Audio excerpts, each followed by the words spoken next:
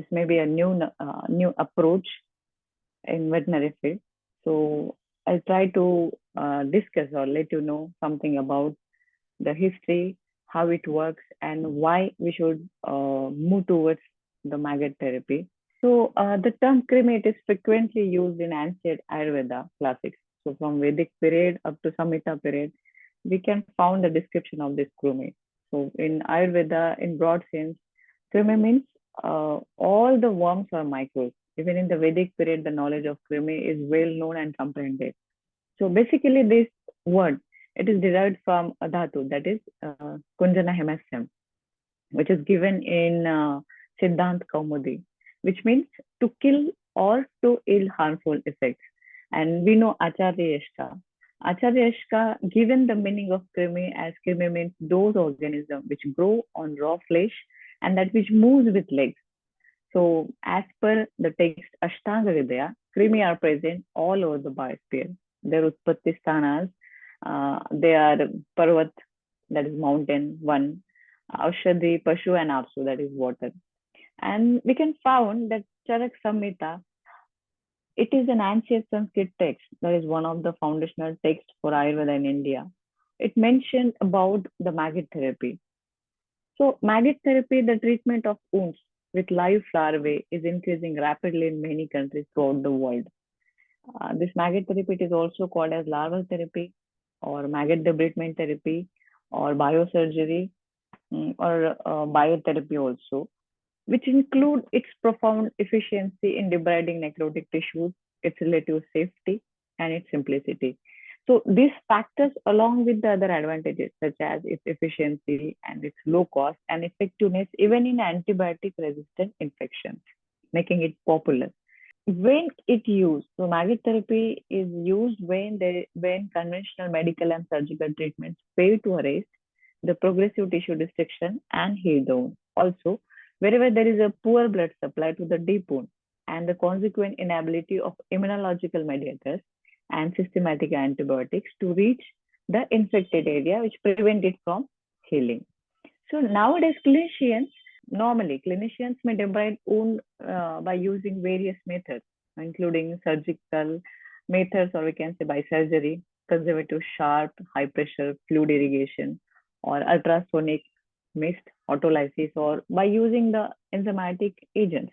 There is one of the old technique in wound care, that is maggot debridement therapy.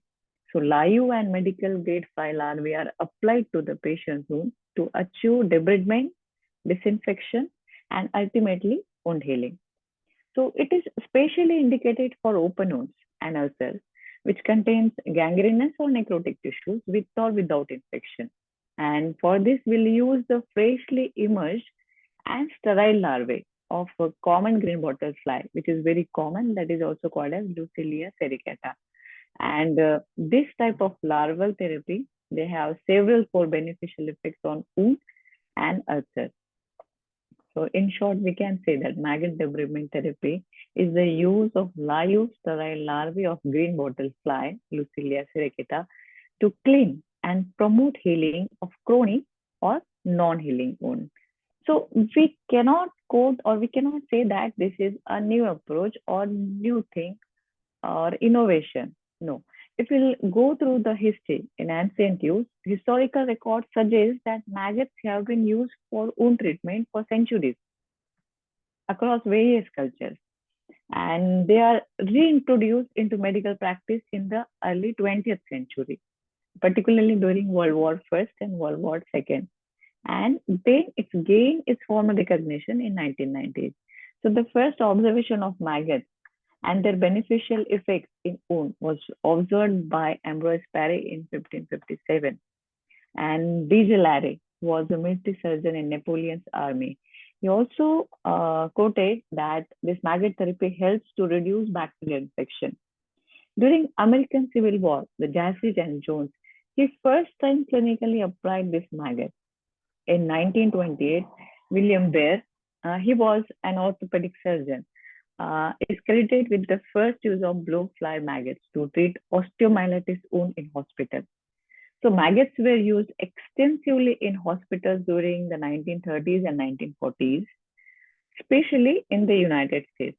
After the invention of penicillin and better surgical techniques, the interest of this maggot debridement therapy gradually disappeared in the early 1940s until 1980s, when methicillin, that is MRSA, that is methicillin resistant Staphylococcus aureus, became a problem.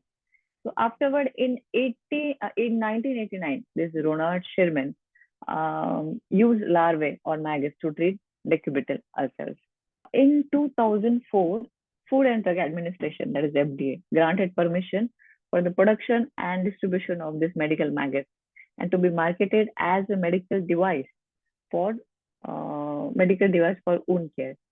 And as this has approved by FDA, maggots are produced aseptically and delivered by commercial companies to wound care centers and hospitals worldwide, and regulates medicinal maggots as a medical device.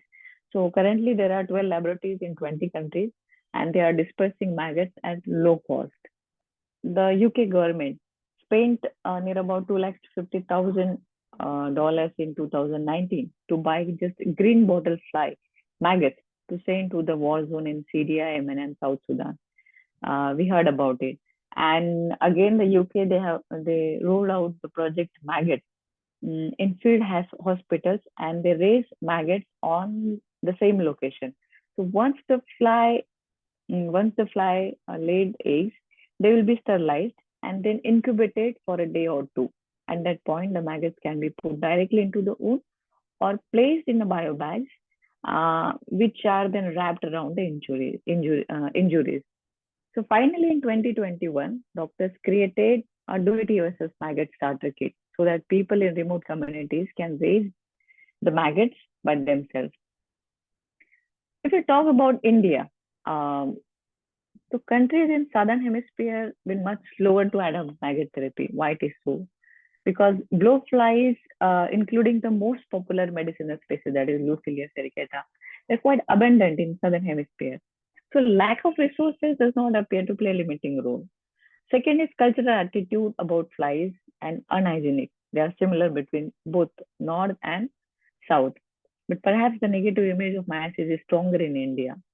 Another attitude that may be inhibiting the adoption of this maggot therapy in southern hemisphere might be the level of respect that maggot therapy receives as a medical technology. And despite proving itself as a safe and effective modality, maggot therapy is underutilized in southern hemisphere, we can say.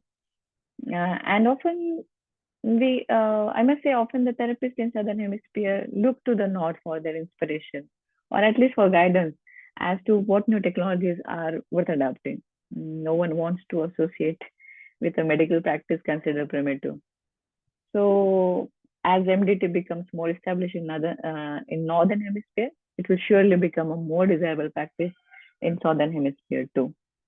So these are a few cases or case studies from human medicine, where we can able to see that it's a case of 68-year-old female with venous stasis, which has a painful chronic wound on her right leg. And the first image, we can able to see that she was treated with several conventional debridement methods. And the second, that the complete debridement of the wound was achieved within 2 weeks with 6 treatment cycles. And each treatment or each cycle contains near about 50 to 300 confined maggots. And each cycle took 24 hours. This is again second case of 66-year-old male with the venous stasis. The first picture, in this picture, we can able to see the chronic wound which first appeared 6 months earlier, and the second one after maggot therapy or maggot cycles, 6 to 8 maggot cycles. The posterior pressure injury, it is very common in diabetic patients. So here are some pictures where we can able to see that the first one prior the maggot therapy, the second one 10 days later, the third one at the end of 5th week, and the final one that is complete healing after 6 weeks later of the maggot therapy. This is again the posterior pressure injury where we can able to see the image or the wound before maggot therapy, 10 days later, it's the 50% healing, and 1 month later, it's complete healing. The free range maggots used for debridement in case of hoof injury. So this is an image which was taken by Professor Patrick Paddock, Glasgow University. And these are few videos where we can able to see that how these maggots, they worked in animals also. So this is hoof injury. This is a case of horse where they have applied the maggot bandage, and every after fourth day, we'll have to check it because within 4 days, the maggot, they develop into the second and then start developing into the third instar. So we need to apply only first stage maggots or first instar. Every after 2 days or 4 days, we'll have to check whether maggots are properly working or not. These are sterile maggots, or we can say medical maggots. This is again a case of pony where the medical maggots, this is how the medical maggots are shipped. And this lady, she used this larval therapy or maggot therapy on her own. This is how we should have to apply the maggot to the wound. And 2 days later, we'll have to check whether the maggots are working properly or not, whether they are dead or live. And 3 days later, again, the wound was completely healed and the necrotic tissues were removed by the maggots. The most important part in maggot debridement therapy is the fly, that is Lucilia sericata. Lucilia sericata, it is a medicinal blowfly maggot. They are selected for their ability to feed on dead tissue without disturbing the viable tissues. That is this fly specificity. So these flies, it is common all over the temperate and tropical regions of the world, and it prefers warm and moist climate, and accordingly, it's especially common in coastal regions. In forensic science also, these larvae are used as a biological indicator in the determination of post-mortem interval. Okay, and in the field of veterinary medicine, this Lucilia sericata is characterized as the facultative ectoparasite responsible for primary cutaneous myiasis. Let's go to the life cycle. We'll see about the life cycle of this fly. So once the female fly lay eggs on the decomposed matter in nature, okay, so within 8 to 24 hours, this first stage instar or first stage larva, they develop. The medicinal maggots are nothing but these larvae only, first stage larva. So within 4 to 7 days, this first stage larva, it develops into the third stage larva, that is third instar. And in 1 to 2 weeks, this fly, it emerges out from the pupa. It again depends on the temperature and humidity in the environment. It's not like that we have not gone through, we haven't studied about other flies. Yes, the study has been done on various flies, that is Calliphora, Chrysomia, Lucilia, the flies from Sarcopida family, Macedops family. But out of this, only Lucilia sericata, the larvae of Lucilia sericata, we can use as a medical maggot. How they work? So they help in debridement, disinfection. They debride the wound, they disinfect the wound, and they stimulate the growth.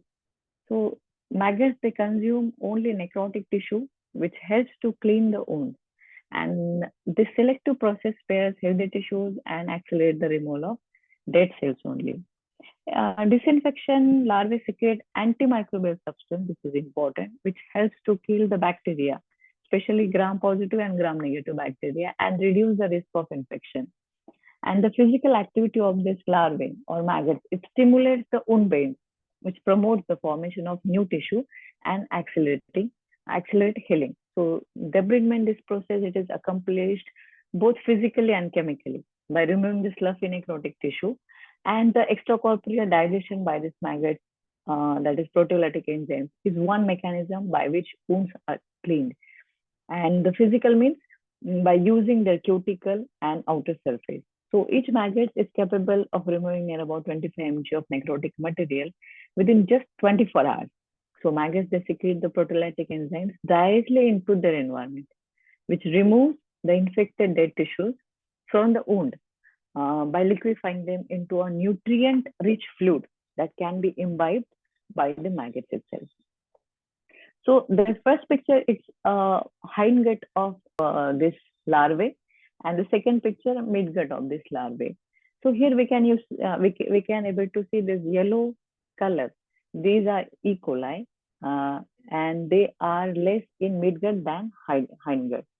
So the maggot itself fight and reduce the bacterial infection. So they have antimicrobial killing process. These sterile maggots, they produce higher quantities of antibacterial compared to injured ones in the presence of bacteria. And this antibacterial killing occurs outside the maggot's gut. So with advanced molecular and biochemical methods, researchers are isolating antimicrobial proteins and biochemical produced by Lucilia sericata. So this Lucilia sericata and Trachomia vicina, they were the more effective in controlling a wider range of both gram-positive as well as gram-negative bacteria. And the antimicrobial activity has been seen even against highly antibiotic-resistant bacteria and against the protozoa Leishmania parasite. So these maggots, secretion and excretion molecules, they are able to kill the bacteria and molecules which dissolve the biofilm and inhibit growth of new biofilm. If we talk about the growth stimulation, then we already seen that William Baer, he was a surgeon who worked on the maggot therapy, applied the maggot therapy. So William Baer observed and stated that wounds debrided with maggots will normally, but if continued beyond the point of complete debridement, wounds heal faster than expected. So physical and electrical stimulation of the cells, they can induce the release of post-growth factors and any meaningful reduction in debris and biofilm or microbial population likely decrease inflammation and promotes wound healing. The alkalinity of maggot-treated wounds, along with the isolated allantoin and urea-containing compounds, cause wound healing. These urea-containing compounds and allantoin, they are present nowadays. They are present in cosmetics also. So maggots secretion excretion stimulates the proliferation of fibroblasts and endothelial tissues, which increases the angiogenesis and enhances the fibroblast migration over wound surface. So biopsies of maggot-treated wounds reveal profound angiogenesis. And this maggot therapy, it increases vascular perfusion and tissue oxygenation. And maggot extract stimulates the growth of neurotissues. This is how this growth stimulation happens. We can use this maggot therapy for chronic wounds, for traumatic wounds, and in infected wound also. So it can be used for diabetic foot ulcers, pressure ulcers, and venous ulcers. It is effective for wounds that are difficult to heal through conventional methods and useful where there is a risk of an existing infection that needs to be managed. So this is a video where we can able to see that how these flies they are grow, how the larvae they are collected. So about 500 to 1,000 larvae hatch in each vial and are available for clinical use after quality assurance. So this is how the labs they collected the eggs. These maggots, they are shipped in a temperature control package and are approximately 1 to 2 days old when they arrive for the treatment. The process of disinfection was followed. This is how the process is going on. And the maggots, they are shipped either in a free range or in biobags by constructed laboratories. So these are the biobags, or we can say tea bags. This is how they just label the sample, and this is ready for shipment. So the process of this maggot debridement therapy begins when the tiny spicules on the maggot's bodies, they scrape the necrotic tissue, because we know the larvae of these flies, they have hooks or spicules on the body or cutaneous structure on the body. So next, the larvae, they secrete chemicals rich in proteolytic digestive enzymes, which dissolve the necrotic tissues. And the resulting product of this extracorporeal digestion is then ingested by these larvae. So several substances inside these secretions, they may partially explain the maggot debridement therapy's antimicrobial and growth promotion actions. Sterile larvae, they are placed on the wound and covered with a dressing. So this is how we'll have to cover the wound. This is a bio bag containing larvae, first stage larvae, and they are typically left in place for 1 to 2 days. There are two types of dressing. One is confinement and other is containment. So confinement dressing, we can use it on all parts of the body, but containment dressing is for especially for the eyes or sensitive areas, for sensitive areas. We'll have to monitor the wound. It should be regularly checked, and the maggots, they are removed once they have completed their work, and the process may be repeated if needed. Every therapy has some risk and considerations. Maggot therapy should be so. Maggot therapy also comes under this. So there are few risks, and we should consider few things. So maggots should be avoided to treat dry wounds as they require a moist environment, and maggot can be directly applied on ulcer with the dressing to cover them and prevent them from escaping. The dressing must allow airflow and moisture to reach the maggot because that is the prime factor maggots need for survival. Maggots should not be applied close to the big blood vessel or in patients at high risk of bleeding, and the skin edge must be protected from excoriation. Again, the patients with rapidly advancing infection and sepsis should not initially be treated with maggot therapy.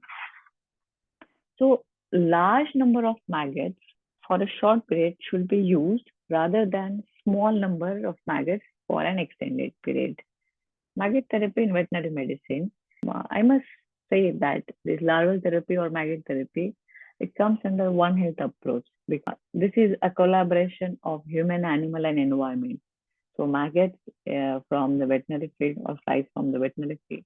Again, this larvae can be used for the chronic wounds or in a diabetic patient, which also in collaboration with the human medicine and environment. We need a proper environment for the growth.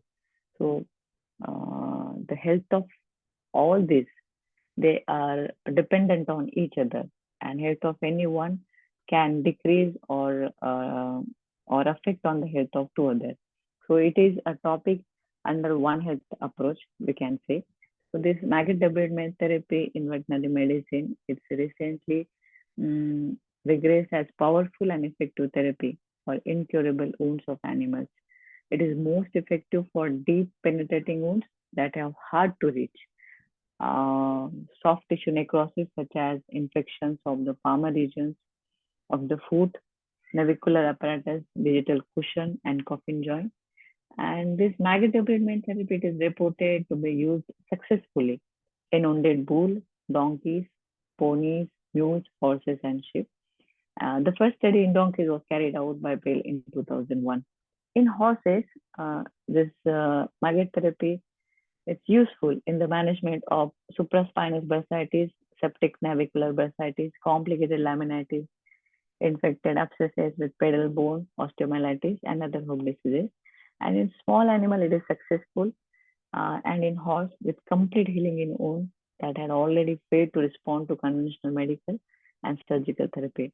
So maggot therapy, it is safe and useful technique for debriding and disinfecting some severe wound and has emerged as an alternative to amputation in dogs and cats. So progressively nowadays, small animal veterinarians are turning to maggot debridement therapy to treat problematic wounds too.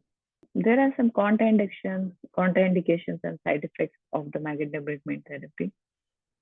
See, adverse reactions to this therapy usually does not happen, and only side effects are observed.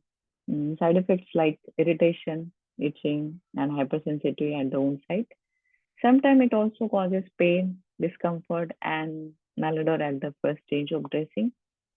In case of horse, discomfort was observed by the movement and stamping of the limb and repeated rubbing of the bandage.